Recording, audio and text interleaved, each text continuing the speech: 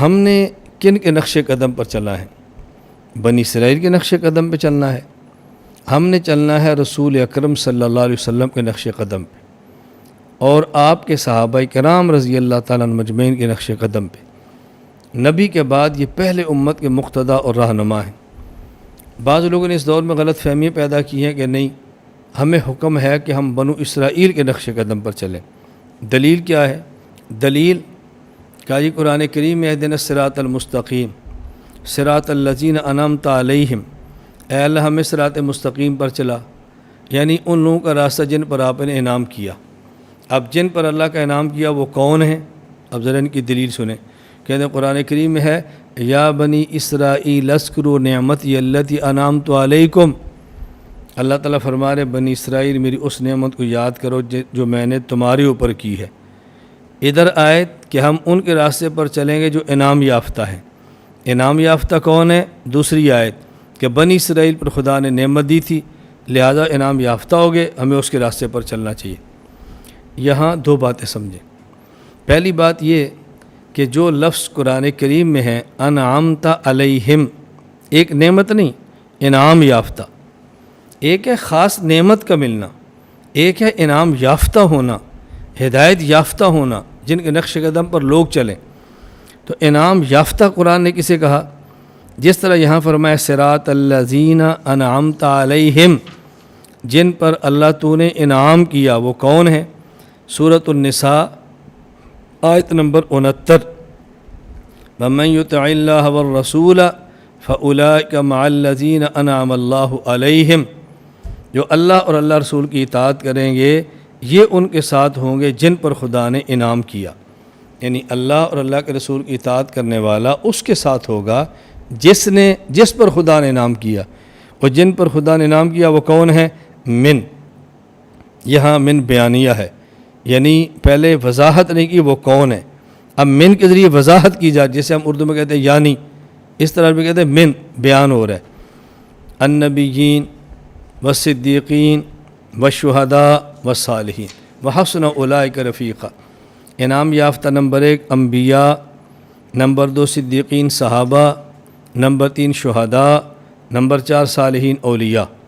تو قرآن کریم نے انعام کا لفظ بغیر لفظ نعمت کے جو انعام کا لفظ استعمال کیا وہ ان 4 طبقات کے بارے میں. معلوم ہوا کہ جن کے راستے پر ہم نے چلنا ہے، جن پر خدا نے انعام کیا، وہ 4 طبقات ہیں. نمبر 1 نبی، نمبر 2 صحابی، نمبر 3 شہید اور نمبر 4 ولی. باقی رہ گیا یہ مسئلہ کہ جی بنی اسرائیل کو اللہ نے فرمایا یا بنی اسرائیل اذکروا نعمتی التی انعمت علیکم، بنی اسرائیل اس نعمت کو یاد کرو جو ہم نے تمہیں دی ہے. اس ایک نعمت سے وہ انعام یافتہ ہو گئے لہذا ان کے راستے پر چلنا چاہیے. اگر اس طرح بندہ انعام یافتہ ہوتا ہے تو قرآن کریم کی کتنی آیات موجود ہیں جس میں نعمت کا اللہ ذکر فرماتا ہے میں نے تمہیں یہ نعمت دی ہے، تمہیں یہ دی ہے، فلاں کو دی ہے. اس طرح ہر بندہ انعام یافتہ ہوتا چلا جائے گا اور ہم اس کے نقش قدم پر چلنا شروع کر دیں گے. دیکھیں قرآن کریم سورۃ النحل آیت نمبر 18 اللہ تعالیٰ نے فرد کو نہیں، خاص طبقے کو نہیں، مجموعی خطاب فرمایا وَإِن تَعُدُّوا نِعْمَةَ اللَّهِ لَا تُحْصُوهَا. میں نے تمہیں ایک نعمت ایسی دی ہے جس کے اندر اتنی نعمتیں ہیں تم اس کو شمار کرنا چاہو تو نہیں کر سکتے.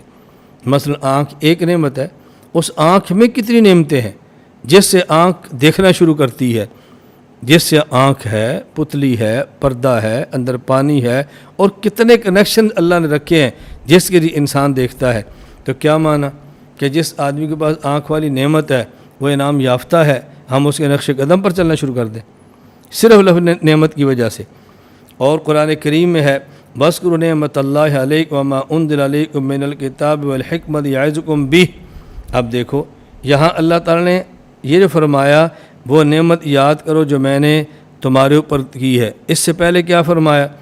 اذا طلقتم النساء، جب تم بیویوں کو طلاق دو، فبلغن اجلہن، ان کی عدت پوری ہو جائے، فامسکوہن بمعروف او سرحوہن، احسن طریقے سے روکو یا چھوڑو احسن طریقے سے. اب یہ عام خاص طبقے کو نہیں ہے، انسانیت کلمہ گو کو خطاب ہو رہا ہے. تو پھر تو ہر بندہ انعام یافتہ ہو گیا. بنی اسرائیل خصوصیت کیا رہ گئی؟ آپ جس کے پیچھے چاہیں چلنا شروع کر دیں، کیوں؟ یہ جی انعام یافتہ ہے۔ چلیں، یہ تو میں ایک عام سی بات کہہ رہا ہوں جہاں صرف نعمت کی ذکر ہے۔ یا ایھا الذین آمنوا اذکروا نعمت اللہ علیکم اذ ہم قوم ان یبسطوا الیکم، یہ اللہ تعالیٰ اہل ایمان امت محمدیہ ان کو فرما رہے ہیں تم اس نعمت کو یاد کرو جو میں نے تمہارے اوپر کی ہے۔ اب اس سے بنی اسرائیل نام یافتہ ہوگے، اس سے حضور کی امت یہ نام یافتہ ہوگی، تو آئندہ والے ان کے نقش قدم پر چلیں۔ ایک بات یہ ذہن فرمائیں، اور اگر صرف اسی لفظ سے انعام یافتہ مراد لینا ہے کہ جی اللہ کی نعمت ہے، تو پھر امت محمدیہ کے بارے میں جو اللہ تعالیٰ ارشاد فرماتے نعمت کے ساتھ، ذرا ان لفظوں کو دیکھیں۔ سورۃ المائدہ آیت نمبر 6، جہاں یہ مسئلہ بیان کیا جا رہا ہے کہ جب تم نماز کا ارادہ کرو تو وضو کرو، پانی نہ ملے تیمم کرو، یہاں کی کیا ارشاد فرمائی؟ وَلَٰكِن يُرِيدُ لِيُطَهِّرَكُمْ وَلِيُتِمَّ نِعْمَتَهُ، اللہ تمہیں پاک کرنا چاہتے ہیں اور اپنی نعمت کو تمہارے اوپر مکمل کرنا چاہتے ہیں۔ تو بنی اسرائیل کے بارے میں یہ فرمایا کہ میں نے نعمت دی ہے، اور امت محمدیہ کے بارے میں صرف نعمت نہیں، اتمام نعمت، اتمام نعمت۔ اگر صرف نعمت ملنے سے بندہ انعام یافتہ ہوتا ہے تو اتمام نعمت سے تو بڑا انعام یافتہ ہو گیا۔ تو بنی اسرائیل کی بجائے تو پھر اس امت کی بات کرو جو بڑے انعام یافتہ ہیں۔ اچھا، اسی طرح اللہ تعالیٰ نے فرمایا الیوم اکملت لکم دینکم واتممت علیکم نعمتی، دیکھو آج کے دن ہم نے نعمت تمہارے اوپر مکمل کر دی ہے۔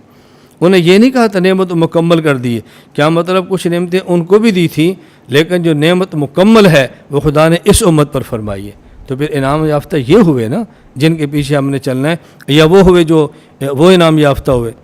پھر عجیب بات یہ ہے کہ بنی اسرائیل کو تو اللہ سمجھا رہے ہیں، یا بنی اسرائیل اذکروا نعمتی التی انعمت علیکم، دیکھو میں نے تمہیں نعمتیں دی ہیں، تم میں نبی بھیجے ہیں، من و سلوہ دیا ہے، میں نے کتنی نعمتیں تمہیں دی ہیں، کتاب دی ہے نبی کے واسطہ سے، معجزات تم نے دیکھے ہیں، تمہیں اپنے دور میں لوگوں کا مقتدا بنایا، اور تم نے کیا کیا؟ اب بنی اسرائیل کا ایک پہلو تو بیان کیا جا رہا ہے خدا نعمت کی تھی، لیکن یہ پہلو کیوں نہیں بیان کرتے کہ انہوں نے خدا کی نعمت کو ٹھکرایا ہے، ذلیل و رسوا ہوئے ہیں، خدا کی لعنت اور غضب کے مستحق ہوئے ہیں۔ دیکھیے قرآن کریم میں ہے ضربت علیہم الذلۃ والمسکنۃ وباءوا بغضب من اللہ، خدا کا غضب تھا ان کے اوپر۔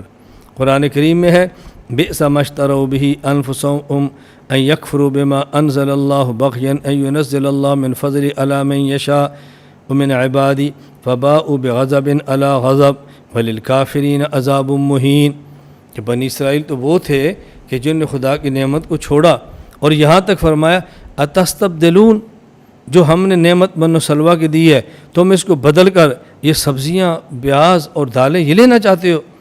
ان نے تو خدا کی نعمتوں کو بدل دیا ہے، نعمتوں کو چھوڑ دیا ہے، غضب کے مستحق ہوئے ہیں۔ پہلی بات خلاصہ سمجھیں، اللہ فرماتے ہیں کہ ان کے راستے پر چلو جو انعام یافتہ ہیں۔ وہ انعام یافتہ کون ہیں؟ وہ خدا نے خود بتایا کہ 4 طبقات ہیں، نبی، صحابہ، شہداء اور صالحین۔ دوسری بات، جو لوگ کہتے ہیں انعام یافتہ بنی اسرائیل ہے کیونکہ اللہ نے ان کو فرمایا میں نے تمہیں نعمت دی ہے، اگر اتنی بات سے انعام یافتہ ہونا ثابت ہو تو یہ خطاب عام انسان کو بھی کیا ہے، وَإِن تَعُدُّوا نِعْمَتَ اللَّهِ لَا تُحْصُوهَا، اس کا خطاب امت محمدیہ کو بھی کیا ہے کہ ہم نے تمہیں نعمت دی ہے۔ اور اگلی بات، بنی اسرائیل کو صرف کا نعمت دی ہے، اور امت محمدیہ کا میں نے تم پر نعمت مکمل کی ہے۔ اگر صرف نعمت کے ملنے سے بندہ انعام یافتہ ہو پھر بھی بنی اسرائیل نہیں، یہ امت محمدیہ ہے کہ جن پر نعمت نہیں بلکہ نعمت کا اتمام ہوا ہے۔ اور تیسری بات جو سمجھنے والی ہے کہ بنی اسرائیل تو وہ تھے جن کو نعمت دی، بدل دی ہے۔ قرآن کہہ رہا ہے بجائے نعمت کے وہ غضب لے کر آئے، بجائے انعام کے وہ لوگ ایسے تھے کہ مستحق لعنت ہوئے، ان کی تو شکلیں مسخ کی گئیں، ان پر تو بعد میں عذاب آیا، انبیاء علیہ السلام کو انہیں قتل کیا۔ تو ان کی اقتداء کا ہمیں حکم نہیں ہے، ہمیں حکم ہے رسول اللہ صلی اللہ علیہ وسلم کی اس جماعت کا جن نے پیغمبر کے لیے اپنا وجود کٹوایا ہے۔ اور قرآن کریم میں ہے کہ صحابہ کرام نے، قرآن کریم میں ہے جب ان حکم دیا جہاد کا تو انہوں نے کہا اذهب انت وربک فقاتلا، جاؤ تم تمہارا خدا لڑے، ہم بیٹھے ہیں۔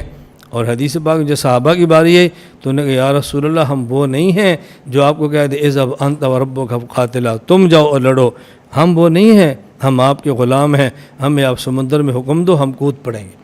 تو انعام یافتہ لوگ یہ ہیں، اس لیے ان کی اطاعت کے میں حکم دیا گیا ہے۔ اور ساتھ ایک بات اور سمجھائی جا رہی ہے کہ دیکھیں جی، بنی اسرائیل کو اللہ نے فرمایا یا بنی اسرائیل اذکروا نعمتی التی انعمت علیکم وانی فضلتکم علی العالمین۔ بنی اسرائیل فرمایا کہ ہم نے تمہیں سارے جہانوں پر فضیلت دی ہے۔ تو ظاہر ہے انعام یافتہ وہ ہوگا جس کو سارے جہانوں پر فضیلت ملی ہے۔ تو جب فضیلت بنی اسرائیل کو ملی ہے تو انعام یافتہ وہ ہوں گے، ان کی اقتداء کرنی چاہیے۔ ہم نے کہا آپ کو دھوکہ لگا ہے۔ اس کا معنی یہ کرنا کہ ان کے دور میں جو تھے اس پر بھی فضیلت اور حضور کے دور میں جو تھے ان پر بھی فضیلت، یہ غلط ہے۔ کیوں؟ جب قرآن خود کہہ رہا ہے ان نے انبیاء کا قتل کیا، قرآن خود کہہ رہا ہے وہ لعنت کے مستحق ہوئے، قرآن خود کہہ رہا ہے مسکنت اور ذلت ان کا مقدر بن گئی، قرآن خود کہہ رہا ہے وہ غضب لے کر لوٹے، قرآن خود کہہ رہا ہے انہیں خدا کی نعمتوں کو بدل دیا۔ اب بتاؤ ایسے بندوں کو فضیلت کیسے ہو سکتی ہے؟ اس کا معنی یہ ہے کہ جب موسیٰ علیہ السلام کی بات مانی، اس دور میں جو لوگ تھے اس پر فضیلت ان کو دی ہے، اور یہ بالکل ٹھیک ہے، حق بجانب ہے، ماننے کی حد تک۔ باقی ایسے استدلال کرنا کہ ان کو ہر دور میں فضیلت ہے، تو پھر آپ اس آیت کا کیا جواب دیں گے؟ اللہ تعالیٰ فرماتے ہیں وَإِذْ قَالَتِ الْمَلَائِكَةُ يَا مَرْيَمُ إِنَّ اللَّهَ اصْطَفَاكِ وَطَهَّرَكِ وَاصْطَفَاكِ عَلَى نِسَاءِ الْعَالَمِينَ۔ اے مریم، اللہ نے آپ کو جہان کی تمام عورتوں پر فضیلت دی ہے، جہان نہیں، تمام جہانوں کی تمام عورتوں پر فضیلت دی ہے۔ تو اس کا معنی یہ ہے کہ کیا حضرت مریم حضرت ازواج مطہرات امہات المومنین سے بھی افضل ہوگی؟ یہ نہیں ہو سکتا۔ معنی کیوں؟ قرآن کریم ازواج مطہرات امہات المومنین کو فرما رہا ہے لستن کاحد من النساء، عام عورتوں کی طرح نہیں ہو، تمہارا ایک مقام ہے، تم جیسی کوئی عورت نہیں ہے۔ جس طرح فرمایا وَلَمْ يَكُنْ لَهُ كُفُوًا أَحَدٌ، اللہ کے برابر کوئی الہ نہیں ہے، نہیں ہو سکتا کوئی الہ جس کو تم خدا کے مقابلے میں کھڑا کرو، تم جیسی کوئی عورت نہیں ہے۔ اور پھر حضور اکرم صلی اللہ علیہ وسلم خود ارشاد فرما رہے ہیں کہ عائشہ کو فضیلت عام عورتوں پر ایسے ہے جیسے سرید کا کھانا تمام کھانوں پر۔ سرید کا کھانا عرب میں تھا، گوشت اور اس کے بعد روٹی شوربے میں روٹی بھگو کر ایک بہترین سا لذیذ کھانا تیار کرتے۔ یہ طاقتور بھی ہے، زود ہضم بھی ہے، طبیعت کے موافق بھی ہے، عربوں کا پسندیدہ کھانا تھا، اس لیے رسول اکرم صلی اللہ علیہ وسلم نے اس کھانے کو مثال دے کر آپ نے ارشاد فرمایا۔ تو یہ کیسے ہو سکتا ہے؟ اب ایک وہ خاتون، وہ عورت کہ جس کی گود میں سر رکھ کے اللہ کے نبی جان دے رہے ہوں، اس سے افضل کون ہو سکتی ہے؟ تو صرف اتنی بات استدلال کرنا مناسب نہیں۔ اور پھر قرآن کریم نے امت محمدیہ کے بارے میں صراحتاً فرمایا وَكَذَلِكَ جَعَلْنَاكُمْ أُمَّةً وَسَطًا، ہم نے تمہیں معتدل امت بنایا ہے، اور اعتدال سے بڑھ کر کوئی چیز نہیں ہوتی۔ پھر قرآن کریم ہے کنتم خیر امت، تم سب سے بہترین امت ہو، قرآن کریم کہہ رہے تم سب سے بہترین امت ہو۔ تو وہ تو پہلے کے دور تھے، یہ تو آخری امت آ رہی ہے۔ اس لیے اس قسم کے دلائل پیش کر کے امت کو گمراہ مت کرو، خدا کے لیے امت کو راستے سے مت اٹھاؤ، امت کو حضور اکرم صلی اللہ علیہ وسلم اور صحابہ کرام کے نقش قدم پر چلنے دو۔ نبی کریم صلی اللہ علیہ وسلم پر اترنے والا قرآن کہہ رہا ہے فَإِنْ آمَنُوا بِمِثْلِ مَا آمَنْتُمْ بِهِ فَقَدِ اهْتَدَوْا، ایمان میں معیار پیغمبر کے صحابہ ہیں، وَالسَّابِقُونَ الْأَوَّلُونَ مِنَ الْمُهَاجِرِينَ وَالْأَنصَارِ وَالَّذِينَ اتَّبَعُوهُم بِإِحْسَانٍ، اعمال میں معیار پیغمبر کے صحابہ ہیں۔ اور اللہ کے نبی فرما رہے ہیں اصحابی کالنجوم فبأي مقتدیتم مهتدیتم، میرے صحابہ ستاروں کے مانند ہے۔ اللہ کے نبی فرما رہے ہیں ما من احد من اصحابی یموت بارض الا بعث قائدا ونورا لهم یوم القیامہ، میرا صحابی جس زمین پہ فوت ہوگا اور اسی زمین سے صحابی اٹھایا جائے گا، یہ ان کا قائد بھی ہوگا، ان کا نور بھی ہوگا۔ تو یہ صحابہ کرام سے اعتماد ہٹانے کے لیے مختلف سازشیں کی جا رہی ہیں، اس لیے میں امت مسلمہ کے اور امت محمدیہ کے ہر فرد کو کہتا ہوں آپ ہمارے دلائل پر توجہ دیں، سمجھیں، اور چھوٹی چھوٹی باتوں پر آپ دائیں بائیں نہ جائیں۔ اللہ تعالی ہمیں بات سمجھنے کی توفیق عطا فرمائے۔